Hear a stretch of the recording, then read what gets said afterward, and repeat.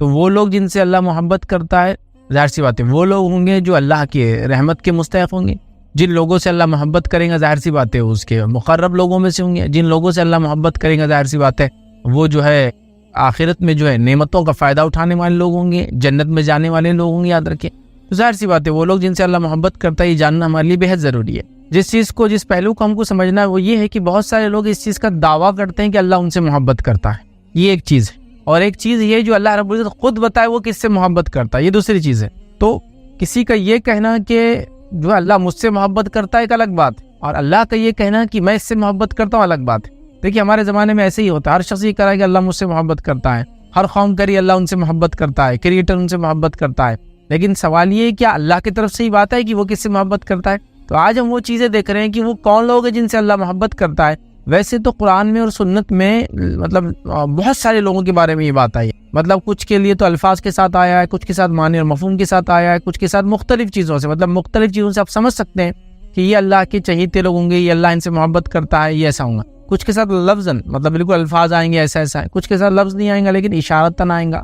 آج میں جو ہے ان مطلب جس کو کہیں گے کئی لوگوں میں سے جن کے بارے میں قرآن میں خود اور پھر سنت میں آتا ہے کہ اللہ ان سے محبت کرتا ہے، ان میں سے صرف 10 لوگوں کا تذکرہ آپ کے سامنے کروں گا. مطلب سب کا ہم نہیں کر سکتے، چونکہ اگر ہم سب کو لینا اگر شروع کر دیں تو لاتعداد لوگ میں سمجھتا ہو جائیں گے، چونکہ اس کو ایسا کوئی ہم اکاؤنٹ سے نہیں کر سکتے، یا کوئی بھی یہ نہیں کہہ سکتا کہ ایسی کوئی ایک کتاب ہے جس میں پورے وہ لوگ جن کا تذکرہ اللہ رب العزت مطلب جن سے محبت کرتا ہے، نہیں ہو سکتا ہے. تو میں نے سوچا چونکہ ہم سب کچھ تو نہیں کر سکتے، کچھ باتیں تو بہرحال ہم دیکھ سکتے ہیں. تو وہ کون لوگ ہیں یا وہ لوگ جن سے اللہ محبت کرتا ہے، ان میں سے چنندہ 10 لوگوں کا تذکرہ ہم کریں گے. اور یہ 10 کے 10 وہ ہوں گے جس کے بارے میں حدیث میں یا قرآن میں جو بھی ہم ٹیکسٹ لیں گے اس میں یہ الفاظ ہے کہ اللہ ان سے محبت کرتا ہے. تو گویا ہم بہت پریسائز ہے، مطلب ہم وہ بھی نہیں رکھ رہے کہ جس میں اشارتاً کنارتاً آ رہا ہے، ہم وہی لیں گے جس میں الفاظ کے طور پر آ رہا ہے کہ اللہ محبت کرتا ہے، یہ اللہ کی محبت وہ حاصل کرتے ہیں. تو آئیے وہ لوگ جن سے اللہ محبت کرتا ہے ان میں سے مختصر سے 10 لوگ آپ کے سامنے رکھتا ہوں جن سے اللہ رب العزت محبت کرتا ہے. آئیے ان چیزوں کو دیکھتے ہیں. سب سے پہلے ہم دیکھیں گے اللہ جن سے محبت کرتا ہے یہ وہ لوگ ہیں جو احسان کرنے والے، یہ وہ لوگ ہیں جو احسان کرنے والے. یاد رکھیے، اور احسان کے کئی معنی آتے ہیں، آگے ہم دیکھیں گے. اللہ رب العزت فرماتا ہے سورہ بقرہ سورہ نمبر 2 آیت نمبر 195 میں اللہ فرماتا ہے اور کہتا ہے وَأَحْسِنُوا إِنَّ اللَّهَ يُحِبُّ الْمُحْسِنِينَ، اور احسان کرو، اللہ تعالیٰ احسان کرنے والوں کو پسند کرتا ہے. یاد رکھیے لفظ آیا کہ اللہ احسان کرنے والوں سے محبت کرتا ہے، احسان کرنے والوں کو دوست رکھتا ہے. یاد رکھیے کیا فرمایا وَأَحْسِنُوا، احسان کرو، إِنَّ اللَّهَ يُحِبُّ الْمُحْسِنِينَ، اللہ احسان کرنے والوں سے محبت کرتا ہے، اللہ احسان کرنے والوں کو دوست رکھتا ہے، اللہ احسان کرنے والوں کو پسند کرتا ہے. یہ بات آ رہی تو گویا یہاں بات ایک دم کلیئر آ گئی کہ اللہ احسان کرنے والوں کو پسند کرتا ہے. اب احسان کا کیا معنی ہے؟ تو احسان کے مختلف معنی مختلف کانٹیکسٹ میں آپ کو لینا پڑے گا، کیونکہ قرآن میں بھی اور سنت میں احسان کے مختلف معنی آئے تک. جیسا مثال کے طور پر پڑوسی کے ساتھ اچھے سلوک کو احسان کہا گیا. کسی جگہ اللہ رب العزت کی عبادت کو خالص اس کے لیے کرنا اور ایسا کرنا کہ جیسے وہ دیکھ رہا ہے، اس کو احسان کہا گیا. کسی جگہ یہ کہا گیا کہ اللہ رب العزت کا احسان ہوگا لوگوں پر کہ آخرت میں جنت میں ڈالیں گے، تو پتہ چلا جنت کو احسان کہا گیا. تو مختلف کانٹیکسٹ میں احسان کے مختلف معنی آتے ہیں. تو اللہ احسان کرنے والوں کو پسند کرتا ہے. یہ چند مثالیں میں آپ کے سامنے رکھتا ہوں. ہم یہ دیکھیں گے قرآن کے اندر جو باتیں ہم کو پتہ چلتی ہے کہ وہ لوگ جو نیکی اور اطاعت الہی کے صلے میں ملنے والی جنت کو بھی احسان کرتے ہیں. مطلب وہ لوگ جو نیکی اور اطاعت کرتے ہیں اللہ کی، اس کے بدلے میں جو جنت ملیں گے اس کو بھی احسان کہا گیا.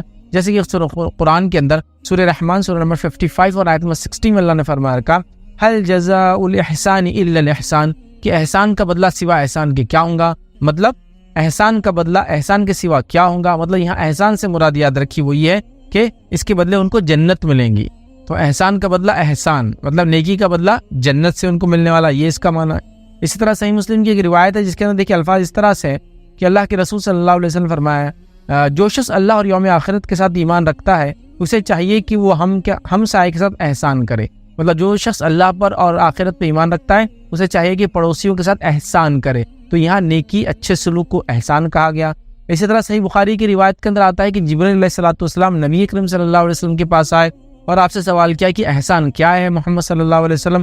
تو نبی اکرم صلی اللہ علیہ وسلم نے فرمایا اور کہا، دیکھیے حدیث کے الفاظ اس طرح سے آپ نے فرمایا احسان یہ ہے کہ تو اللہ کی عبادت اس طرح سے کر جیسے تو اسے دیکھ رہا ہے، جیسے تو اسے دیکھ رہا ہے، ان تعبد اللہ کانک تراہ، جیسے تو اسے دیکھ رہا ہے.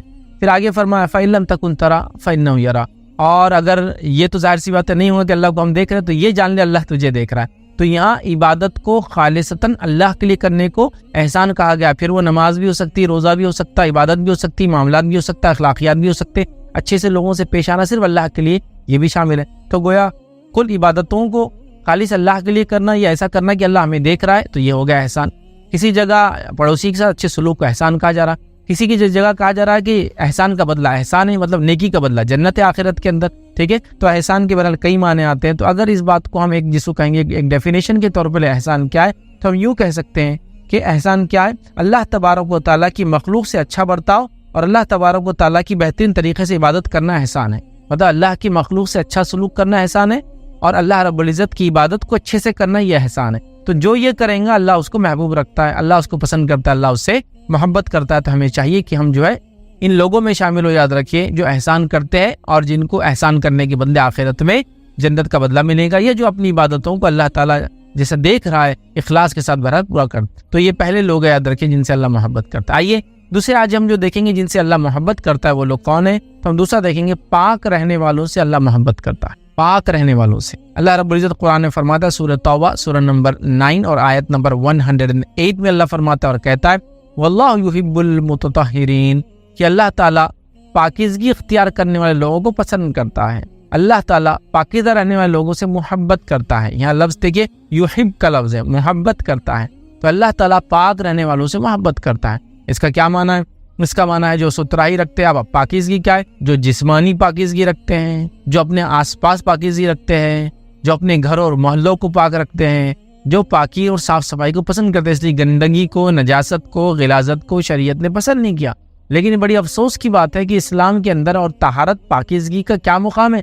تو طہارت یاد رکھیے وہ نصف آدھا دین کہا گیا, پاکی آدھا ایمان کہا گیا. بہرحال تو پاکی کو آدھا نصف ایمان کہا گیا. تو گویا پاکی کا اتنا زبردست تصور اسلام میں ہے کہ صاف صفائی ستھرائی کو اسلام پسند کرتا ہے کہ اس کو آدھا ایمان کہا گیا. یاد رکھیے کہ پاکی آدھا ایمان ہے. اور پاکی آدھا ایمان کہنے کے باوجود بھی یاد رکھیے ہم آج دیکھتے ہیں کہ مسلمان جو ہے نہ اپنے سوچ کو, نہ اپنے خیالات کو, نہ اپنے ماحول کو, نہ اپنے اطراف کو, نہ اپنے جسم کو, کس چیز کو پاک نہیں رکھ رہے ہیں. بڑی تعجب کی بات ہے. مسلمان تو وہ لوگ ہونا چاہیے جو سب سے زیادہ صاف ستھرے رہتے ہیں, اس لیے کہ اللہ تعالیٰ ایسے لوگوں سے محبت کرتا ہے. اور اس کے تعلق سے یاد رکھیں سنن ابن ماجہ کی ایک روایت ہے, ابو ہریرہ رضی اللہ عنہ فرماتے اور کہتے ہیں نبی اکرم صلی اللہ علیہ وسلم نے فرمایا یہ آیت کریمہ اہل قباء کے لیے نازل ہوئی تھی. مطلب قباء کے لوگوں کے لیے آیت نازل ہوئی تھی. کون سی والی؟ یہ والی کہ اللہ تعالیٰ جو ہے پاکیزہ لوگوں کو پسند کرتا ہے, اللہ تعالیٰ جو ہے پاک صاف رہنے والوں کو پسند کرتا ہے. یہ قباء کے لوگوں کے تعلق سے نازل ہوئی تھی. ابو ہریرہ رضی اللہ عنہ فرماتے ہیں وہ پانی سے استنجا کرتے تھے تو ان کے متعلق یہ آیت نازل ہوئی. پھر انہوں نے فرمایا کہ کیا آیت کیوں نازل ہوئی تھی؟ آپ صلی اللہ علیہ وسلم فرمایا ان کے لیے ہوئی تھی. اور کس وجہ سے؟ وہ فرماتے اس لیے کہ یہ استنجا کرتے تو پانی سے کرتے, مطلب طہارت لیتے, صفائی کرتے تو پانی سے کرتے. یاد رکھ, پیشاب وغیرہ کو جاتے تو پانی کا استعمال کرتے. تو یہاں دیکھیے جسمانی صفائی کی بات ہو رہی ہے, اس لیے میں نے کہا جسمانی صفائی بھی ہے, خیالات کی صفائی بھی ہے, اپنے جسم کے دیگر اعضاء کی صفائی ہے, اپنے اطراف کی چیزوں کی صفائی ہے, اپنے گھر, اپنے ماحولیات کی صفائی کے بارے میں. گویا اسلام اس چیز کو پسند کرتا ہے. اور ایک مسلمان کو چاہیے وہ پاک صاف رہنے کی بہرحال کوشش کرے اور گندگی سے, غلاظت سے, چاہے سوچ کی ہو, چاہے جسمانی ہو, چاہے آس پاس کی ہو, بچے. بہت سارے لوگ اپنے گھر وغیرہ کو تو صاف رکھتے ہیں لیکن سڑکوں کو اور دوسروں کے گھروں کو آنے جانے کے راستوں کو گندا کرتے ہیں. کتنی جگہ ایسا ہوتا ہے یاد رکھیے کچرا ڈالنے کی جگہ موجود ہونے کے بعد, تھوکنے کی جگہ موجود ہونے کے باوجود بھی لوگ کہیں بھی تھوک رہے اور کہیں بھی کچرا ڈال رہے ہیں. اللہ تعالیٰ صفائی کو پسند کرتا ہے. تو نہ صرف یہ کہ آدمی خود صفائی کا خیال رہے بلکہ اس کو اس کا بھی خیال ہو کہ دوسروں کی صفائی بھی ہو. یہ نہ ہو کہ ان کے پاس مطلب ہمارے وجہ سے ان کو گندگی یا خرابی یا اس کا سامنا کرنا پڑے وہ سامنے. اور آپ سب جانتے ہیں, ہم سب جانتے ہیں صفائی نہ ہونے کے نتیجے میں کتنی بیماریاں آتی ہیں. اور صفائی کے تعلق سے کتنی مہم دنیا میں چلائی جا رہی ہے کہ صاف ستھرے رہو, ہاتھ دھو لیا کرو کھانے سے پہلے, ہے نا. اور اسی کے ساتھ ساتھ وقت آنے پر یا وقت پڑنے پر یا جب بھی موقع ملے اپنے چہرے وغیرہ کو دھو لیا کرو, دھول مٹی سے آئے تو. اسی طرح جو ہے ہفتے میں اتنے بار ضرور انسان نہایا کرے تاکہ وہ ایک ہیلدی اس کی باڈی رہے. اسی طرح جو ہے اپنے اطراف میں گندگی نہ پھیلنے دے. کتنی باتیں بہرحال بتائی جا رہی ہے.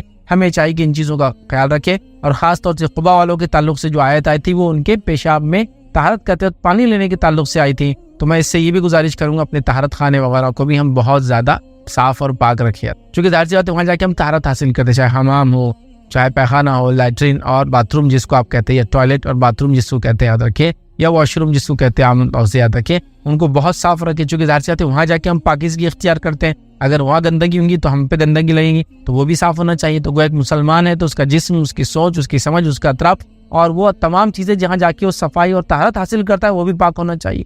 دیکھیے پاکی کے لیے غریب اور امیر کا مسئلہ نہیں، پاکی کے لیے سوچ کا مسئلہ ہے۔ سوچ اگر صحیح ہو تو بہرحال پھر پاکیزگی ہر طریقے سے اختیار کی جا سکتی ہے۔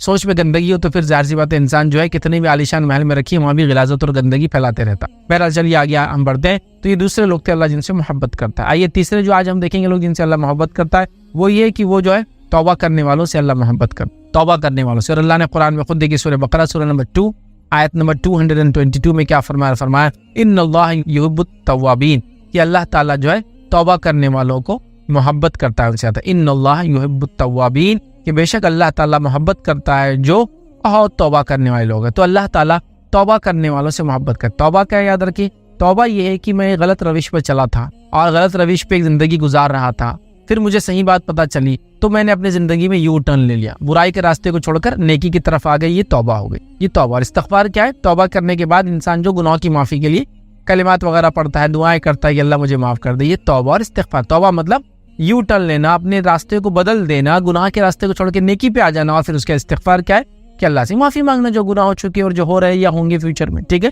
تو لہٰذا توبہ بڑی اہم چیز ہے کہ گناہ کے راستے کو چھوڑ کر نیکی کی طرف آنا، مطلب ٹریک کو پورا چینج کر دینا، یو ٹرن عام زبان میں نے بہرحال کہا اس کو، سمجھ رہے ہیں۔ تو توبہ کرنے والوں کو اللہ پسند کرتا ہے، تو ہمیں چاہیے کہ ہم خوب توبہ کریں۔ ایک انسان نہ جانے کتنے گناہ کرتا ہے، نبی اکرم صلی اللہ علیہ وسلم کے تعلق سے تو روایتوں میں آتا ہے کہ آپ تو گناہ بھی نہیں کرتے تھے، آپ خطاؤں سے پاک تھے، آپ گناہوں سے پاک تھے، اس کے باوجود روایت میں آتا ہے 70 سے لے کر 100 مرتبہ تک توبہ کرتے تھے۔ ایک ایک مجلس میں آتا ہے آپ نے توبہ کے کلمات 100 ٹائمز ایک مجلس میں پڑھے۔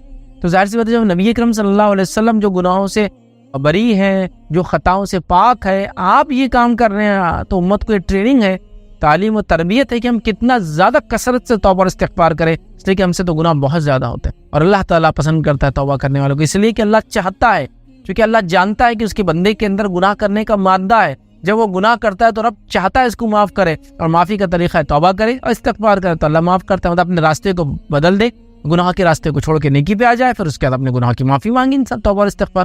تو اللہ تعالیٰ پسند کرتا ہے ایسے بندوں کو۔ ظاہر سی بات انسان ہے، ہم سب سے خطا، ہم سب سے گناہ ہوتی ہے۔ اللہ کے رسول صلی اللہ علیہ وسلم کل بنی آدم خطا، آدم کی تمام اولاد خطا کار ہے، خیر الخطائین التوابون، اس سے بہتر وہ ہے جو توبہ کر لے۔ تو گویا توبہ کو اللہ پسند کرتا ہے، ہم نے توبہ کرنا چاہیے، کثرت سے توبہ کرنا چاہیے، صبح اور شام توبہ کرنا چاہیے، ہر بار توبہ کرنا چاہیے، چاہے خطائیں گناہ نہ بھی ہوتے ہو، انسان سے کم ہوتے، جیسا کبائر سے انسان نے اللہ نے کسی کو بچا دیا، توفیق دے دی، تب بھی صغائر تو اس سے ہوتے ہی، تو کوئی انسان گناہ سے پاک نہیں، تو ہمیشہ کثرت سے کرنا۔ کچھ لوگ یہ سمجھتے ہیں کہ توبہ وہی آدمی کرتا ہے جو گناہ کرتا ہے، چونکہ میں گناہ نہیں کرتا ہوں یا بتانا نہیں چاہتا ہوں میں گناہ کرتا ہوں تو میں توبہ بھی نہیں کروں گا، غلط۔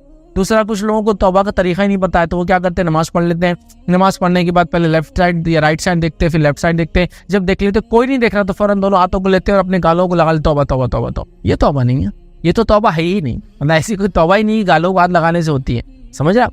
یہ تو شاید بچوں کو پنشمنٹ کے لیے بولا جاتا ہے کہ تمہارے گالوں کو ہاتھ لگاؤ سزا کے طور پر، کیا آئندہ نہیں کریں گے تو یوں کر کے اب نہیں کروں گا، کچھ تو بھی ہوگا پتہ نہیں، تو اس کو ایک سسٹم بناتا ہے۔ اچھا، اس میں بھی یہ ہوتا ہے کہ ادھر دیکھتا ہے آدمی، ادھر دیکھتا ہے، پھر توبہ کرتا ہے، اور اس میں بھی اچانک کوئی دیکھ لے اور ہاتھ گال پہ تھے تو فوراً نیچے کر دیتا ہے، تاکہ احساس نہ ہو کسی کو کہ اب دوسرا آدمی بولے گا اچھا گناہ کیے تھے تم نے۔ ایسا نہیں ہے، توبہ ایک دل کی کیفیت ہے، لیکن ظاہر سی بات ہے اس سے اعمال بھی تبدیل ہوتے ہیں، لیکن کیفیت وہ دل کی پہلے انسان نادم ہوتا ہے، پھر رب سے توبہ کرتا ہے، پھر آئندہ وہ گناہ کو ریپیٹ نہیں کرتا ہے، اور بندوں کا معاملہ تو اس چیز کو لوٹا دیتا ہے، جو خطا گناہ بندوں سے ہوئی اس کو نیل کر دیتا ہے، مطلب رفع دفع کر دیتا ہے۔ اب جیسے وہ چیز لوٹا کر ہو سکتا ہے، معافی مانگ کے ہو سکتا ہے، جو بھی ہو سکتا ہے، بہرحال سمجھ رہے ہیں بات۔ تو بہرحال توبہ کرنے والوں کو اللہ تعالیٰ پسند کرتا ہے، تو ہمیں چاہیے کہ ہم کثرت سے توبہ کرنے والے بنے، یاد رکھیے، ٹھیک ہے۔ اب آئیے آگے بڑھتے ہیں۔ آج جو ہم چیزیں دیکھ رہے تھے یاد رکھیے، خالص تو اچھا بہرحال اس سے پہلے کہ آگے بڑھے، خالص توبہ کے لیے میں کچھ کنڈیشن جو میں رکھ دی ریپیٹ کر دیتا ہوں۔ خالص توبہ کے لیے دل میں نادم ہونا چاہیے انسان نے، پھر اللہ سے توبہ کرنا چاہیے، مطلب اپنے گناہ کے راستے کو چھوڑنا چاہیے۔ تیسرا، اس کے بعد جو ہے اپنے جو گناہ ہو چکے ہیں ان کے لیے معافی مانگنا چاہیے، جو پاسٹ میں ہو چکے، یاد رکھیے، نادم ہونے کے بعد، توبہ کرنے کے بعد، اور اسی طرح آئندہ نہ کرنے کا عزم جس کو ہم کہیں گے وہ انسان کرے، اور اس کے بعد اگر بندوں کا معاملہ ہو تو اس کو رفع دفع کر دے، تو یہ اس کی کنڈیشن ہے۔ آگے بڑھتے ہیں، یاد رکھیے چوتھا وہ کام یاد رکھیے جس کے کرنے سے اللہ محبت کرتا ہے، یا اللہ ان بندوں سے جن سے وہ محبت کرتا ہے، ان میں چوتھے لوگ جو میں آپ کے سامنے آج رکھ رہا ہوں، یاد رکھیے، ان میں چوتھا شخص وہ یاد رکھیے جو تقوی اختیار کرتا ہے۔ تو تقوی اختیار کرنے والوں سے اللہ محبت کرتا ہے، یاد رکھیے۔ تقوی کیا، یاد رکھیے، تقوی ایک دل کی کیفیت ہے، یہ اللہ کا ڈر ہے، ٹھیک ہے، اور یہ اللہ کا ڈر صرف ڈر کے معنی میں نہیں، اللہ کا ڈر اس کی محبت کی وجہ سے پیدا ہوتا ہے، یہ اصل چیز ہے۔ تو لوگ بولتے ہیں میں ڈرنا کیسا، اب اللہ سے ڈر رہے مطلب نعوذ باللہ کہ اللہ ڈراؤنی چیز ہے، یہ کیسا مذہب ہے کہ ڈراتا ہے؟ نہیں، اس کا معنی آپ سمجھیے، محبت کی وجہ سے ڈر۔ جیسا کہ آپ کو پتا ہے کہ آپ کے والدین آپ سے شدید محبت کرتے ہیں، اور جب آپ سے کوئی غلطی ہوتی ہے تو کیا کرتے ہیں آپ ڈرتے ہیں، وہ ڈر محبت کی وجہ سے ہوتا ہے، وہ ڈر کو جن بھوت کی وجہ سے یا ان کے مار کے اس کی وجہ سے، تو وہ محبت ہوتی ہے شدید۔ تو اللہ کے نیک بندے جب سے شدید محبت کرتے ہیں تو وہ اس سے ڈرتے بھی۔ یاد رکھیے کہیں ایسا نہ ہو کہ جس راستے پہ میں چلا ہوں رب العزت کو راضی کرنے کے لیے چلا ہوں، خطا نہ ہو جائے، اگر ہو گئی تو وہ ڈرتے ہیں اس سے، تو گویا تقوی اختیار کرتے ہیں، اللہ کا ڈر، اللہ کا پاس و لحاظ رکھتے ہیں، گویا نیکی کو اللہ کے محبت اور ڈر کی وجہ سے کرتے، یاد رکھیے، اور گناہوں سے بھی بچتے اللہ کے ڈر کی وجہ سے، کہیں اللہ ہم کو جہنم نہ دے دے، سمجھ رہے؟ تو تقوی یہی ہے، اللہ کا ڈر، کہ نیکی کرتے ہیں اس کی محبت کی وجہ سے، اور ڈرتے ہیں اس کے آخرت کے عذاب اور سزا کی وجہ سے، اس لیے کہ ظاہر سی بات ہے کوئی انسان نہیں جانتا اس کے لیے کیا لکھا ہوا ہے، کوئی انسان نہیں جانتا اس کے لیے کیا لکھا ہوا ہے، تو ظاہر سی بات ہے ڈر بھی ہونا چاہیے، اللہ کی جہنم کا ڈر، آخرت میں پکڑ کا ڈر، قبر کے عذاب سے شروع ہوتا ہے یہ معاملہ، قبر کے عذاب نہیں، روح کو نکالنے سے معاملہ شروع ہوتا ہے، تو قبر میں، برزخ میں، اور آخر مقام محشر میں، صراط میں، اور اس کے صراط پر، اور اس کے علاوہ جو ہے آخرت میں، یاد رکھیے۔ تو بہرحال آخرت کا ڈر بھی ہو تو اللہ تعالیٰ تقوی اختیار کرنے والوں سے محبت کرتا ہے، یاد رکھیے۔ تو تقوی دل کی کیفیت ہے، یاد رکھیے۔ اور ابو ہریرہ رضی اللہ عنہ سے یاد رکھیے تقوی کے تعلق سے بہرحال سوال کیا گیا، جب ان سے پوچھا گیا کہ تقوی کیا ہے تو انہوں نے فرمایا کیا تم خاردار راستے سے، ایسے راستے سے گزرے ہو جس پہ کانٹے واٹے کی جھاڑ رہتے ہیں، خاردار راستے سے گزرے ہو؟ تو پوچھنے والے نے کہا ہاں کہ بالکل میں گزرا ہوں، جی ہاں۔ تو انہوں نے پوچھا تم کیسے گزرتے تھے؟ اس نے کہا جب میں کانٹا دیکھتا تو اس سے ہٹ جاتا اور اس سے کچھ الگ ہو جاتا اور اس راستے کو چھوڑ کر دوسرا راستے اختیار کر لیتا۔ تو ابو ہریرہ رضی اللہ عنہ فرمایا یہی تقوی ہے، مطلب جب ان سے پوچھا گیا تقوی کیا ہے تو وہ فرما رہے ہیں کہ تم کبھی کانٹے دار راستے سے گزرے ہو؟ تو پوچھنے والے نے کہا ہاں گزرے۔ تو کہا جب کانٹا آتا ہے تو کیا کرتے ہو؟ تو کہا بازو سے گزرتا ہوں یا پھر راستہ بدل دیتا ہوں۔ تو کہا یہی تقوی ہے، جب ہم چل رہے ہیں اللہ کے راستے میں اور گناہ اور معصیت کی زندگی کو چھوڑ دیتے ہیں اور نیکی کی طرف آتے ہیں، اپنے روش کو بدل دیتے ہیں، اپنے چال ڈال کو بدل دیتے ہیں اللہ کے ڈر کی وجہ سے، تو یہی تقوی ہے۔ اور اللہ تعالیٰ تقوی اختیار کرنے والوں سے محبت کرتا ہے۔ دیکھیے آئیے آگے بڑھتے ہیں۔ پانچواں آج ہم وہ دیکھیں گے جن سے اللہ محبت کرتا ہے، وہ شخص یاد رکھے جو صبر کرتا ہے، صبر کرنے والوں سے اللہ محبت کرتا ہے۔ اور اللہ رب العزت نے سورہ آل عمران سورہ نمبر 3 آیت نمبر 146 میں فرمایا کہ واللہ یحب الصابرین، اللہ تعالیٰ صبر کرنے والوں کو سے محبت کرتا ہے، اللہ تعالیٰ صبر کرنے والوں سے محبت کرتا ہے۔ تو آپ دیکھیے صبر کرنا کتنا بڑا عمل ہے، یاد رکھیے صبر اور شکر، یاد رکھیے یہ دو عظیم نعمتیں ہیں اللہ رب العزت نے جن کو بھی یہ نعمتیں عطا کی، یاد رکھیے اس پہ بڑا فضل کیا اپنا، یاد رکھیے۔ اور ایک مومن بندے کا معاملہ ایسا ہی ہے، جب اللہ اس کو عطا کرتا ہے تو شکر ادا کرتا ہے، اور جب اس سے کوئی چیز آزمائش کے لے لیتا ہے تو صبر کرتا ہے۔ تو اسی لیے میں نے کہا یہ دو عظیم نعمتیں صبر اور شکر، یاد رکھے۔ تو ہمیں ہمیشہ ان دو چیزوں کو بھولنا نہیں چاہیے اور صبر کرتے رہنا چاہیے، اور اللہ جس بھی حال میں رکھے اس کا شکر ادا کرتے رہنا چاہیے، چونکہ اللہ صبر کرنے والوں کو پسند کرتا ہے، یاد رکھیے، ٹھیک ہے۔ اور انسان کی ظاہر سی بات ہے زندگی میں دو ہی کیفیتیں ہوتی ہیں، ایک خوشی والی، ایک غم والی، ایک اچھائی والی یا ایک تنگدستی والی۔ تو جب اچھائی والی کیفیت خوشی والی ہو تو شکر ادا کیجیے، جب تنگدستی اور پریشانی والی کیفیت ہو تو پھر صبر کیجیے، بس یہی ہم کو کرنا ہے۔ اور یہی بات یاد رکھیے نبی اکرم صلی اللہ علیہ وسلم نے بھی یوں فرمائی، روایت کے اندر صحیح مسلم کی روایت ہے، یاد رکھیے۔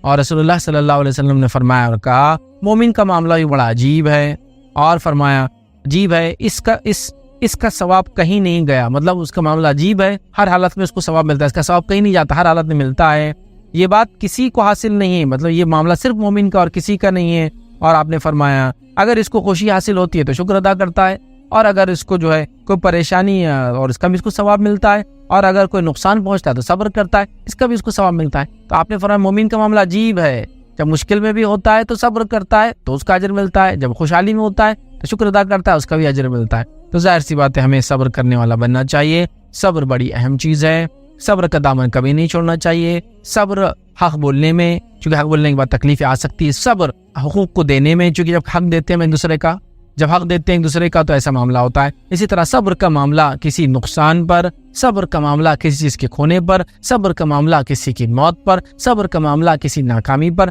صبر کا معاملہ کسی بھی قسم کے نقصان پر، صبر کا معاملہ ہر بار انسان کے ساتھ ہونا چاہیے۔ اور جو انسان سچے طور سے صبر کرتا ہے اللہ کی خاطر، یاد رکھیے، تو اللہ تعالیٰ اس کو بدلہ دیتا ہے۔ جیسے کہ ایک روایت میں جب اللہ تعالیٰ کسی بندے کی کوئی محبوب چیز چھین لیتا ہے اور اس پہ صبر کرتا ہے تو اللہ اس کو جنت دیتا ہے اس کے بدلے، اور صبر کا بدلہ سوا جنت کے اور کچھ بھی نہیں، یاد رکھے۔ تو کسی کی موت پر صبر، کسی کے صحت جانے پر صبر، بیماری کے آنے پر صبر، بزنس کے ڈاؤن ہونے پر صبر، کا نتیجے میں فیل ہونے پر صبر ہم کو کرنا ہے. یاد رکھیے اپنی کوششیں جاری رکھنا ہے، لیکن اس کے بعد بھی نتیجہ جب ایسا ہے تو صبر کر. آئیے آگے بڑھتے ہیں. صبر یاد رکھیے بڑی فضیلت والی چیز ہے، بڑی اہم چیز ہے. اور یہ جتنے پارٹ میں دیکھیے اب تک جتنی باتیں آپ کو کہہ رہا ہوں، یہ ہر ایک جو پوائنٹ میں لے رہا ہوں نا، اس پہ میرا آلریڈی ایک لیکچر موجود. ہر پوائنٹ پہ آپ جو بھی لے لیں، صبر لے لیں، تقویٰ لے لیں، اس کے علاوہ جتنے پوائنٹس میں اس سے پہلے لیتا چلا رہا ہوں یاد رکھیے، طہارت کے معاملے میں لے لیں، سارے ہی عنوانات پہ آپ اگر میرے نام سے ڈالیں گے تو آپ کو کمپلیٹ لیکچرز بھی اس کے ملیں گے. بہرحال چلیے آگے بڑھتے ہیں. اور آج کا جو 6th پوائنٹ ہم دیکھیں گے کہ اللہ تعالیٰ کن لوگوں سے محبت کرتا ہے، اس کے اندر وہ ہے اللہ پر توکل کرنے والے. اللہ پر توکل کرنے والوں سے اللہ محبت کرتا ہے. توکل مطلب وہ ہے کہ جس ذات پر بھروسہ کیا گیا ہو تو مکمل بھروسہ اسی پر ہو، اس کو بولتے ہیں توکل. جیسا کہ اگر میں کہتا ہوں میرا اللہ پر یقین ہے، بھروسہ ہے، تو اس کا مطلب یہ کہ کمپلیٹ ریلائنس میرا اللہ پہ رہوں گا، مکمل طور سے عقیدہ میرا ہوگا کہ اللہ ہی سب کچھ کرنے والا ہے، اس کے علاوہ ذرہ برابر بھی میرا اس کے علاوہ کچھ نہیں. اس کو کہتے ہیں توکل. مطلب جس ذات پر اعتماد کرنے کا دعویٰ کیا گیا ہو کلی طور سے، دل اور جسمانی اعتبار سے، اسی پہ اعتماد کرنا، کمپلیٹ ٹرسٹ، یہ توکل. تو توکل کرنے والوں سے اللہ محبت کرتا ہے. قرآن میں اللہ رب العزت نے فرما رکھا، سورہ آل عمران سورہ نمبر 3 آیت نمبر 159 میں اللہ نے فرمایا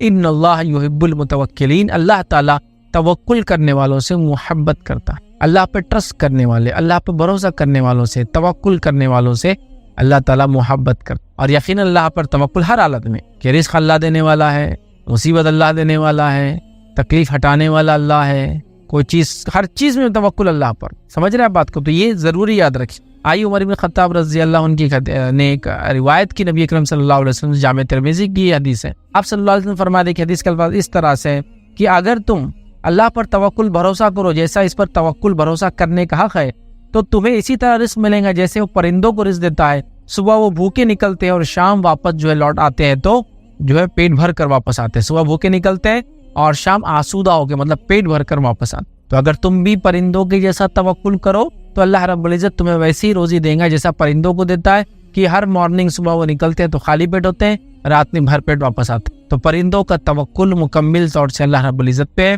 تو اگر انسان بھی اللہ رب العزت پہ مکمل توکل کرے گا تو اللہ رب العزت بھی جیسے پرندوں کو روزی دیتا ہے ویسے ہم کو بھی روزی دیں گا. یہ بڑی افسوس کی بات ہے کہ انسان بڑا ناشکرا ہے اور فوراً اس کا توکل کا معاملہ ڈگمگا جاتا ہے. جیسا ایمان پر ہے اور ایمان کے ساتھ ساتھ وہ حلال روزی کمانے کی کوشش کر رہا ہے، سود نہیں لے رہا ہے، رشوت نہیں خوری نہیں کر رہا ہے، دھوکہ نہیں دے رہا ہے، جھوٹ نہیں بول رہا ہے، لیکن اس کو آگے شیطان بولتا ہے جھوٹ نہیں بولیں گا تو بزنس کیسا چلے گا. اب اس کا توکل اللہ پر سے ہٹ جاتا ہے. وہ یہ سوچتا ہے کہ شاید میں سچ بولوں گا تو اب رزق نہیں ملے گا، تو توکل اس نے اللہ پہ سے ہٹا دیا. اس نے یہ سوچا کہ جھوٹ بولنے سے رزق ملتا ہے. اس لیے حدیث سے فرمایا جا رہا ہے کہ تم اگر ویسا توکل کرو جیسے پرندے کرتے ہیں تو اللہ بھی تم کو ویسی روزی دیں گا جیسا پرندوں کو دیتا ہے. صبح خالی پیٹ نکلتے اور رات میں بھر کر آ جاتے. توکل تو کرو اللہ پر، لیکن توکل کا ہرگز ہی بھونڈا اور بھدا معنی کوئی نہ لے کہ توکل کا معنی ہے گھر میں پڑے رہوں اور یہ بولوں کہ اللہ کو دینا ہوگا رزق تو اللہ دے دیں گا. ہرگز یہ معنی نہیں ہے اس کا. یہ بات بالکل توکل میں ہے کہ ایک انسان اگر بیمار ہے، مشکل میں، پریشانی میں، زلزلے آ گیا، اس میں دباؤ ہوا ہے، تو یقیناً یہ توکل تو تب ہوگا ہی چونکہ وہ کچھ کوشش نہیں کر سکتا بیچارہ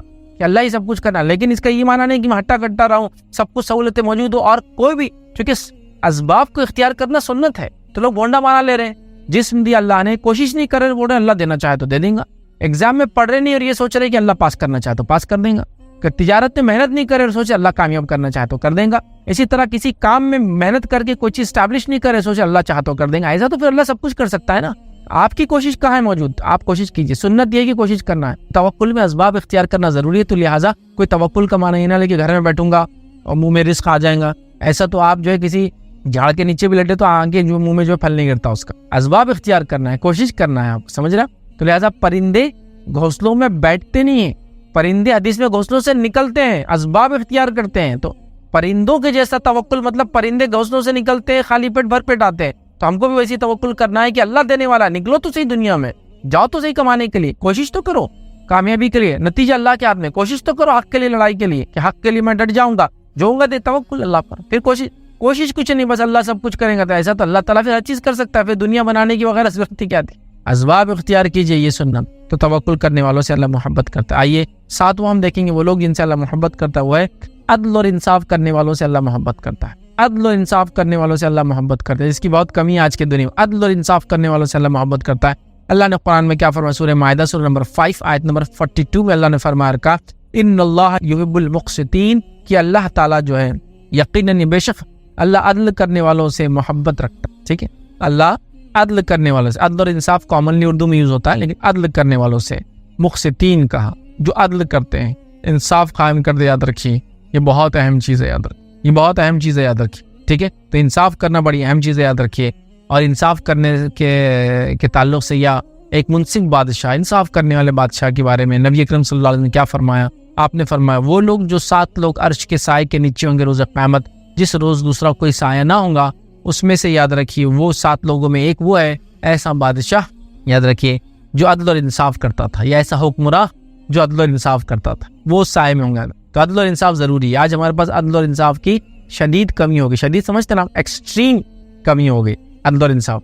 ہم بچوں میں انصاف نہیں کرتے ہیں, ہم بیویوں میں انصاف نہیں کرتے, ہم گھر والوں میں انصاف نہیں کرتے, ہم پڑوسی میں انصاف نہیں کرتے, اپنا خاندان والا سامنے آ گیا تو سامنے والے سے انصاف نہیں کرتے. ہو رہا ہے نہیں ہو رہا ہے؟ دیکھیے اب یہی ہو رہا ہے. بھائی میرا بھائی غلط کیسے ہو سکتا؟ تو ناانصافی. تو ناانصافی دنیا میں بھر چکی ہے, اور جب ناانصافی دنیا میں ہوتی ہے نا, یاد رکھے, تو پھر قتل و غارت کی, خون خرابے, جنگیں اور تمام فتنے فساد ہوتے ہیں. انصاف بڑا اہم ہے. زمین پہ جب بھی ظلم ہوگا اور انصاف کے خلاف کام ہوگا, یاد رکھیے, تو نتیجہ یہ ہوگا زمین جو ہے شر سے, فتنوں سے, فساد سے بھرنے والی ہے. تو انصاف بڑی اہم چیز ہے. تو ہم لوگ چھوٹے سے لے کر بڑے لیول تک انصاف کرنے والے بنے. یاد رکھیے عرش کے سائے میں ایک انسان ہوگا, حکمراں ہوگا, جو عدل اور انصاف کرتا تھا. اسی طرح ایک روایت میں آتی ہے, انس بن مالک رضی اللہ عنہ فرماتے اور کہتے ہیں, اور یہ سلسلہ حدیث صحیحہ کی روایت ہے, اور حدیث کے الفاظ اس طرح سے کہ ایک آدمی نبی اکرم صلی اللہ علیہ وسلم کے پاس بیٹھا ہوا تھا. اس کے پاس اس کا بیٹا آیا, اس نے اسے بوسہ لیا اور اس کو اپنے گود میں بٹھا لیا.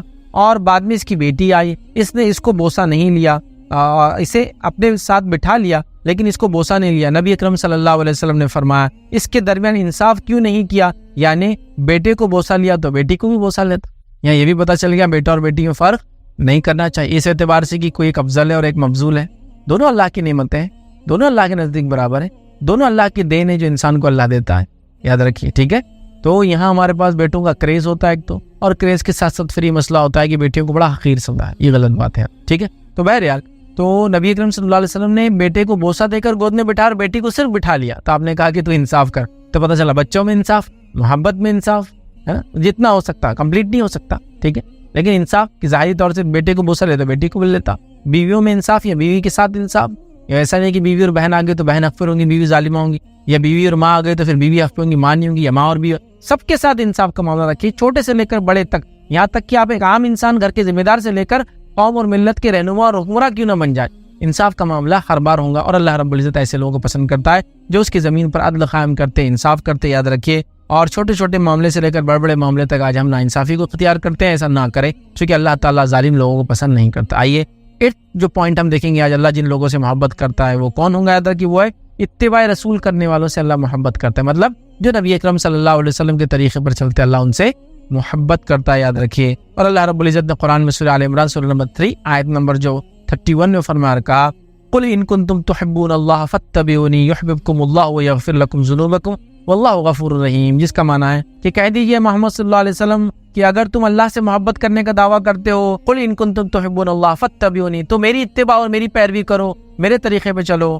فاتبعونی یحببکم اللہ, تو اللہ تم سے محبت کرے گا. ویغفر لکم ذنوبکم, اور تمہارے گناہوں کو معاف کرے گا. واللہ غفور رحیم, اللہ بڑا معاف کرنے اور رحم کرنے والا ہے. تو کہا قل ان کنتم تحبون اللہ, اگر تم چاہتے ہو یا تم دعویٰ کرتے ہو تم اللہ سے محبت کرتے ہو, فاتبعونی, تو میری اتباع کرو تو اللہ کی محبت ملیں گی. تو بغیر نبی اکرم صلی اللہ علیہ وسلم کی اتباع کے کسی کو اللہ کی محبت حاصل نہیں ہو سکتی. یاد رکھیے, چونکہ یہود بھی دعویٰ کر رہے تھے اس زمانے میں کہ اللہ کیا محبوب ہے, نصارہ بھی دعویٰ کر رہے ہیں اللہ کیا محبوب ہے, مشرکین مکہ بھی دعویٰ کر رہے ہیں اللہ رب العزت کے محبوب ہے. اللہ رب العزت فرما رہا ہے کہ اللہ کس سے محبت کرتا ہے؟ نبی کے ذریعے فرمایا, قل ان کنتم تحبون اللہ, کیا نبی آپ کہہ دیجئے ان لوگوں سے اگر تم اللہ سے محبت کا دعویٰ کرتے ہو, فاتبعونی, تو میری اتباع کرو, یحببکم اللہ, تو اللہ تم سے محبت کرے گا. تو اللہ ہم سے محبت کرتا ہے اگر ہم نبی اکرم صلی اللہ علیہ وسلم کی اطاعت اور فرمانبرداری کرتے ہیں. اور آج ہمارا معاملہ نبی اکرم صلی اللہ علیہ وسلم کی اطاعت فرمانبرداری کا کیا ہے؟ ہم اپنی دین اور شریعت کے ہر معاملے میں منمانی کرتے ہیں. جو میں چاہوں گا, جیسا میں چاہوں گا, جیسا میرا دل چاہے گا میں ویسا کروں گا. نہیں, یہ نہیں ہوتا. دین کا معاملہ ہے تو جب اللہ پر ایمان کا دعویٰ ہے تو اللہ نے جو شریعت کو نازل کیا, اور شریعت کو نبی اکرم صلی اللہ علیہ وسلم کے ذریعے ہم کو سمجھایا, ویسے ہی سمجھ کے اس پہ عمل کرنا ہے. میں اپنے طریقے سے نماز, روزہ, زکوٰۃ, حج کر کے اللہ کے پاس نیکی تک نہیں پہنچ سکتا. تو نبی اکرم صلی اللہ علیہ وسلم کی اتباع لازم ہے. تو لہٰذا اللہ نے یہ بات تو بالکل بیان کر دی کہ اگر اللہ سے محبت کا کوئی دعویٰ کرتا ہے تو نبی کے طریقے پہ چلے تو اللہ کی محبت حاصل ہوتی. نبی کا طریقہ نہیں, تو رب کی محبت بھی نہیں. بات یاد رکھ لی. یہ بات بہت زیادہ آج کے زمانے میں جاننا اور سمجھنا ضروری ہے, کیونکہ ہر آدمی یہ کہہ رہا ہے میں اللہ کا محبوب بندہ ہوں, اللہ مجھ سے محبت کرتا ہے, اور نبی کی مخالفت کر رہا ہے. نبی کی مخالفت کرنے والے سے اللہ محبت کبھی کر ہی نہیں سکتا. کسی معاملے میں, چھوٹے چھوٹے معاملے میں اللہ کی نبی کی مخالفت ہم کریں گے صلی اللہ علیہ وسلم, دنیا میں ذلیل اور رسوا ہوں گے, یاد رکھیں, اور آخرت میں یاد رکھیں پریشان ہو جائیں. جنگ احد کا آپ کو واقعہ معلوم ہے, بہت ریپیٹ نہیں کروں گا, بس مختصر بتاؤں گا. نبی اکرم صلی اللہ علیہ وسلم نے ایک گروہ کو بھیجا جو تقریباً 50 تیر انداز صحابہ پر مشتمل تھا, جو احد کے پہاڑ کے بیک سائڈ میں کھڑے تھے, چونکہ اس کے پیچھے سے راستہ تھا جو آ سکتا تھا, اور صحابہ اس کی یہ طرف تھے, پہاڑ کے سامنے تھے, اور پیچھے سے اگر کوئی آ جائیں گا تو دونوں طرف سے اٹیک ہوگا, سامنے سے بھی دشمن, پیچھے سے دشمن. تو آپ نے کھڑا کیا اور یہ کہا کہ اگر پرندے آگے ہمارا گوشت نوچ بھی لے تو تم نیچے نہ اترنا.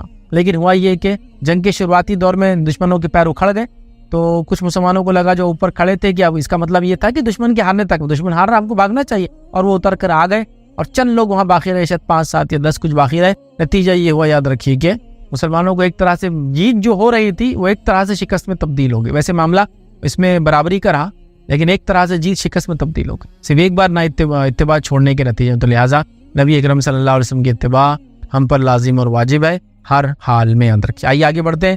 9th ہم اپنے دیکھتے ہیں وہ کون سے لوگ ہیں 90 آج جو ہم 10 لوگ دیکھ رہے ہیں ان میں سے کہ جن سے اللہ محبت کرتا ہے. یاد رکھیے وہ ہے آپس میں نرم دل رہنے والوں سے اللہ محبت کرتا ہے. آپس میں نرم دل رہنے والوں سے اللہ محبت کرتا ہے. آئیے سورہ مائدہ سورہ نمبر 5 آیت نمبر 54 میں اللہ نے فرما رکھا, کیا کہا سنیے. اے لوگوں جو ایمان لائے ہو, تم میں سے جو کوئی اپنے دین سے پھر جائے تو اللہ عنقریب ایسے لوگوں کو لائے گا جو ان سے محبت کرے گا اور وہ اس سے محبت کریں گے. اللہ ایسے لوگوں کو اللہ لائیں گا جو اللہ سے محبت کریں گے, اللہ ان سے محبت کریں گا. اگر ہم دین سے پھر گئے, یہ بات صحابہ کو کہی جا رہی ہے کہ اگر تم دین پر عمل نہیں کرو گے, نبی اکرم صلی اللہ علیہ وسلم کے ساتھ نہیں دو گے, تو ہمیں دوسری قوم لائیں گے جس سے اللہ محبت کریں گا اور وہ اللہ سے محبت کریں گے. اب صفت کیا ہوں گی ان کی, کیریکٹرسٹکس کیا ہوں گے ان کی, آگے سنیے. مومنوں پر بڑے نرم ہوں گے اور کافروں پر بڑے سخت ہوں. مومنوں پہ نرم ہوں گے وہ لوگ, یہ ان کی صفت ہوں گی. تو آپس میں نرمی اختیار کرنے والوں سے اللہ میں نے اس لیے کہا محبت کرتا ہے. بڑے سخت ہوں گے اور اللہ کے راستے میں جو ہے جہاد کریں گے, اور کسی ملامت کرنے والے کی ملامت سے نہیں ڈریں گے. یہ اللہ کا فضل ہے اور وہ اسے دیتا ہے جس کو وہ چاہتا ہے. اللہ وسعت والا اور سب کچھ جاننے والا ہے. تو یہاں دیکھیے اللہ نے فرما دیا کہ اللہ تعالیٰ اس قوم جس سے وہ محبت کرتا ہے اس کی ایک صفت یہ ہے کہ وہ آپس میں نرم ہوتے ہیں. تو لہٰذا آپس میں نرم رہنے والوں سے اللہ محبت کرتا ہے. آج آپس میں ہم لوگوں کی سختیاں کتنی زیادہ ایک دوسرے کے معاملے میں دیکھیے آپ, ذرہ برابر بھی ایک دوسرے کی کوتاہیوں کو, لرزشوں کو, غلطیوں کو معاف کرنا نہیں چاہتے, فوراً بدلہ لینا چاہتے, سخت بدلہ لینا چاہتے, ذلیل کر کے بدلہ لینا چاہتے, مار کر بدلہ لینا چاہتے, ناانصافی کر کے بدلہ لینا چاہتے. معاف بھی تو کر سکتے ہیں نا. تو آپس میں رتی برابر بھی نرمدلی نہیں یاد رکھی. بھائی بھائی میں باقی نہیں ہے, رشتہ داروں میں باقی نہیں ہے, پڑوسیوں میں باقی نہیں ہے, قوم اور ملت میں کوئی نرمی باقی نہیں یاد رکھی. ہر آدمی سنگ دل ہوتا چلا جا رہا ہے, اور سنگ دلی کے بڑے نقصانات یاد رکھیے اور نرم دلی کے بڑے فائدے ہیں. تو سنگ دل ہو جا رہے ہیں, تو نرم دل ہونا چاہیے, چونکہ اللہ جس قوم سے محبت کریں گے اللہ فرما رہا ہے اس کی ایک صفت بیان کر رہا ہے وہ نرم دل ہوں گے. تو آپس میں نرم ہونا بڑا ضروری ہے. آج ہم آپس میں سخت تھے, اور جہاں سختی اختیار کرنا ظالموں کے خلاف, مجرموں کے خلاف, جو قوم ملت انسانیت کے جو ہے خونی ہیں ان کے سامنے ہم نرم ہیں, اور آپس میں ہم جو ایک دوسرے سختی کر رہے ہیں, سمجھے. تو لہٰذا آپس میں نرمی اختیار کرنے والوں کو, شفقت اختیار کرنے والوں کو, نرمی سے مراد درگزر کر دینے والوں کو, معاف کر دینے والوں کو, تھوڑے بہت معاملات کو سنبھال لینے والوں کو, سمجھے نا بات. تو لہٰذا ایسے لوگوں کو اللہ محبت, تو آپس میں نرمی ہونا چاہیے, ٹھیک ہے. تو یاد رکھیے اللہ محبت کرتا ہے. اور آج کا جو ہم آخری پارٹ دیکھیں گے, یاد رکھیے جو 10واں آج ہم دیکھیں گے انشاءاللہ جس پوائنٹ اللہ جن سے محبت کرتا ہے وہ ہے جو فرائض کے علاوہ نوافل کی کثرت کرتے ہیں, اللہ ان سے محبت کرتا ہے. ویسے فرائض کرنے والوں سے بھی کرتا ہے, یہ حدیث میں دونوں باتیں ایک ساتھ آ رہی ہے, لیکن ہم چونکہ نوافل دیکھنا چاہ رہے تو اس لیے ہم کریں فرائض کے علاوہ نوافل, فرائض سے بھی نوافل سے بھی, لیکن فرائض کے علاوہ نوافل میں اضافہ کرنا, کثرت کرنے والے سے اللہ محبت کرتا ہے. حدیث سنیے, جس شخص نے میرے کسی دوست سے مطلب اللہ کے ولی سے دشمنی کی, میرا اس سے اعلان جنگ ہے. اللہ کے ولیوں سے دشمنی کریں گا, اللہ کا اس سے اعلان جنگ ہے. پھر آپ نے فرمایا میں نے بندے پر جو چیزیں فرض کی ہیں ان سے زیادہ مجھے کوئی چیز محبوب نہیں ہے, ٹھیک ہے, جس سے وہ میرا قرب حاصل کرے. مطلب جو چیزیں اللہ نے انسانوں پر, ہم مسلمانوں پر فرض کی ہے, ان چیزوں سے اللہ تعالیٰ سب سے زیادہ خوش ہوتا ہے, اور ان چیزوں کی وجہ سے اللہ کا سب سے زیادہ قرب, نزدیکی حاصل ہوتی. تو پتہ چلا فرض کرنے سے فرض سب سے زیادہ پسندیدہ اس لیے اللہ نے ہم پہ فرض کیا ہو, جیسا کہ توحید, نماز, روزہ, زکوٰۃ, حج, یہ فرض ہے, یاد رکھیں. اور فرض ہے بول کر اللہ سے ہم کافی قریب ہو جاتے ہیں, یاد رکھیے. اللہ قریب رکھتا ہے ایسے لوگ, اللہ محبت کرتا ہے اور قربت حاصل ہوتی فرائض کو ادا کرنے سے. لیکن چونکہ نوافل کی بات کی ہم نے, آگے آ رہا ہے, یعنی فرائض کے ذریعے سے میرا قرب حاصل کرنا مجھے سب سے زیادہ پسند ہے, محبوب ہے. میرا بندہ نوافل کے ذریعے بھی میرا قرب حاصل کرتا ہے، حتیٰ کہ میں اس سے محبت کرنے لگ جاتا ہوں۔ تو فرائض سے تو میں کرتا ہی ہوں، اللہ فرما رہا ہے محبت، لیکن پھر میرا بندہ جب نوافل کرتا ہے اور نوافل میں اضافہ کرتا ہے تو میں اس سے محبت کرنے لگ جاتا ہوں، یاد رکھیں لگ جاتا ہوں۔ اور جب میں اس کے ذوق عبادت مطلب فرائض کی ادائیگی کے بعد نوافل کے اہتمام کی وجہ سے جو اس کا ذوق عبادت ہے محبت کرتا ہوں، تو اس کے نتیجے میں یہ ہوتا ہے کہ میں اس کا کان بن جاتا ہوں جس سے وہ سنتا ہے، جس کا معنی یہ نہیں کہ اللہ نعوذ باللہ اس کے اندر چلا جاتا ہے، اس کا معنی یہ ہے یا یہ بھی نہیں ہے کہ اللہ کا حصہ اس میں آ جاتا ہے، نعوذ باللہ نہیں، اس کا معنی ہے کہ اللہ تعالیٰ اس کو وہی چیز سناتا ہے یا بندہ وہی چیز سنتا ہے جو جائز ہے سننا، تو اللہ اس کا کان بن جاتا ہے جس سے سنتا ہے، معنی یہ وہ جائز چیز سنتا ہے جو صحیح ہے، غلط چیزوں کو حرام چیزوں کو نہیں سنتا ہے۔ پھر اللہ فرماتا ہے اس کی آنکھ بن جاتا ہوں جس سے وہ دیکھتا ہے، مطلب ہر وہ چیز دیکھتا ہے جو اس کا رب اس سے چاہتا ہے۔ اس کے وہ ہاتھ بن جاتا ہوں جس سے وہ پکڑتا ہے، مطلب ہر وہ چیز بندہ پکڑتا ہے جو جائز ہے، حرام چیزوں کا ہاتھ نہیں لگاتا ہے۔ اور اس کا پیر بن جاتا ہوں جس سے وہ چلتا ہے، اس کا مطلب یہ ہے کہ ہر وہ جائز کام کرتا ہے، اس کام کی طرف چلتا ہے جو اللہ پسند کرتا ہے، ناجائز اور حرام کاموں کی طرف نہیں چلتا ہے۔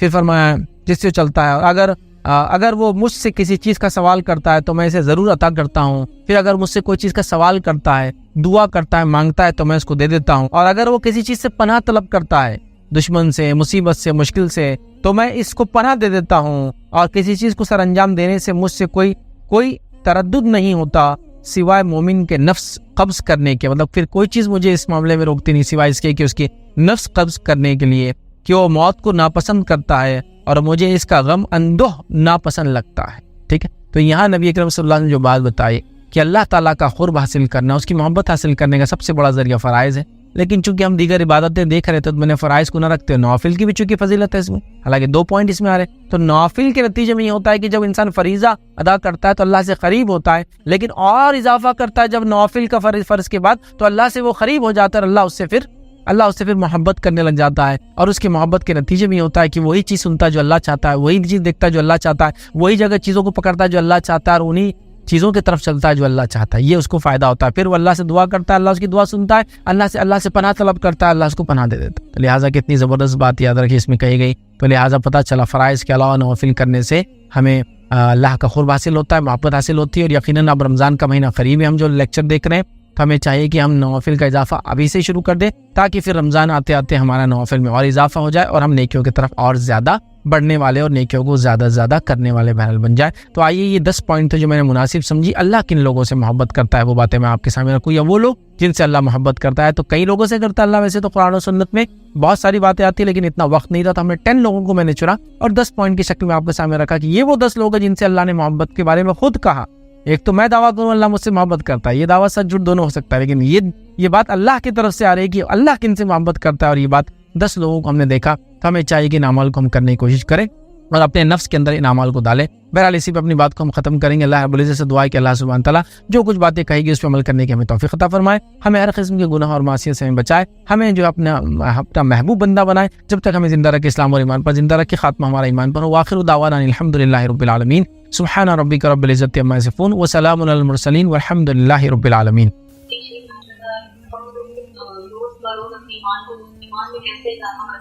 دیکھیے سوال آیا کہ انسان بزی ہوتا ہے اپنے ورک میں اور کبھی کبھار جو ہے ایمان میں کمزوری آتی ہے، اعمال بھی کبھی کم ہوتے ہیں، تو دیکھیے اللہ کے ذکر سے اپنی زبان کو اگر ہم تر رکھیں گے تو انشاءاللہ سے ایمان بھی تازہ رہے۔ ٹھیک ہے، جیسے نماز ہم ہمیشہ نہیں پڑھ سکتے، کبھی نوافل کا ٹائم بھی نہیں ملتا، روزہ ہمیشہ نہیں رہ سکتے، صحت ساتھ نہیں دیتی، کبھی حالات نہیں ہوتے، خواتین ہیں تو بہت سارے ایسے ایام ہوتے ہیں جس میں نماز روزہ ہوتا بھی نہیں، یاد رکھیے۔ تو اس میں کیا کرنا ہے؟ تو آپ اللہ کے ذکر سے اپنی زبان کو تر رکھیے، یاد رکھیے، اس سے ایمان تازہ ہوتے رہتا ہے۔ دیکھیے رمضان کے اندر ہماری ایمانی کیفیت الگ ہوتی ہے، رمضان کے بعد الگ ہوتی ہے۔ کیوں ایسا ہوتا ہے؟ رمضان میں کیا چیز ہم زیادہ کرتے ہیں بتائیے؟ اللہ کا ذکر تو زیادہ کرتے ہیں، توبہ کرتے، استغفار کرتے، قرآن کو سنتے، قرآن کو پڑھتے ہیں، تو اللہ کے ذکر کے بڑھنے کی وجہ سے ہماری ایمانی کیفیت بھی بلند ہو جاتی ہے۔ تو لہٰذا اگر کچھ نہ بھی کر سکے تو ذکر، سبحان اللہ، الحمدللہ، استغفر اللہ، ماشاء اللہ، انشاءاللہ، تبارک اللہ، سلام وغیرہ، مطلب جو چھوٹے چھوٹے اذکار ہیں ان کو آپ کنٹینیوس کرتے رہے۔ اس کے علاوہ بھی ظاہر سی بات ہے آپ نمازوں میں اضافے کا اہتمام، روزے میں اضافے کا اہتمام کریں، لیکن یہ ایک چیز میں بتا سکتا ہوں جو کامنلی ہم کر کے اپنے ایمان کو فریش اور تر و تازہ رکھ سکتے ہیں۔ دوسرا، ایسی مجلس اور ایسے لوگوں میں بیٹھنے کی کوشش کیجیے جہاں جانے سے بھی آپ کا ایمان تر و تازہ ہو جاتا ہے، کہ تو ایسی بہت ساری مجلسیں جہاں جانے سے ایمان میں کمزوری، کٹوتی، گھٹاوٹ جس کو کہتے ہیں، برائی آ جاتی ہے اور ایمان بوجھل ہو جاتا ہے، لیکن کچھ مجلسیں ایسی بھی جن میں جانے سے آپ کا ایمان ریفریش لگے گا، تو ایسے مجلسوں میں بیٹھے تو اللہ کے ذکر سے زبان کو تر رکھیے, اچھی مجلسوں میں جانے کی بہرحال کوشش کیجیے, جہاں بھی بیٹھے اللہ کو یاد کیجیے اور اچھے عمل کرنے کی کوشش کیجیے. تو میں سمجھتا ہوں ایک ریفریشمنٹ یا بوسٹر یا اسٹیمولس ہم کو ملتا رہے گا, اور بہرحال پھر جب بھی وقت ملے تو اللہ سے قرب حاصل کرنے کے لیے بڑے اعمال جیسے نماز میں نوافل کا اضافہ, تلاوت قرآن ہے اور نفل روزے وغیرہ, تو اس سے اور انسان اللہ کا قرب بھی حاصل کرتا ہے اور انسان کا ایمان بھی تر و تازہ رہتا ہے.